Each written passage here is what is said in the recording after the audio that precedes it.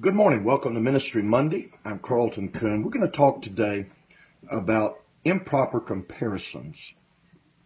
It's a challenge that we struggle with, and yet we seem to always have the same measuring stick of outcome: buildings, bodies, and bucks.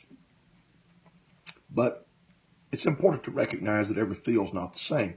Even where there is an effective work being done, it is entirely likely, not only likely, it is almost guaranteed that every field is going to be different.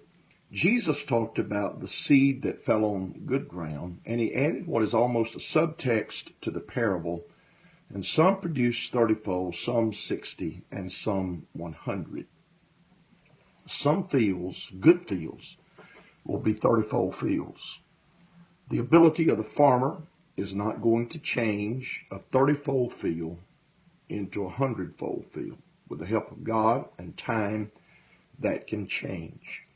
Now, where this comes into play is that there are places that are more difficult to do a work for God than other places. Those of you who are working for the Lord in the Northeast and in the Northwest, as well as certain regions of Canada, it's a very, very different prospect than being in central Louisiana, where there would be 50 churches preaching the same message you preach within just a few miles. And so it's important to recognize the difficulty of the ground with which you're working in. Good ground, but at the same time, ground that is going to produce a different outcome. It goes back to the theme I touched on last week. You can't really begin to compare yourself with others. The outcome's going to be different. I've pastored 3 different churches. Each of those churches very, very unique, different, having different skills, different capabilities, different talents that were inherently ready to be put to work.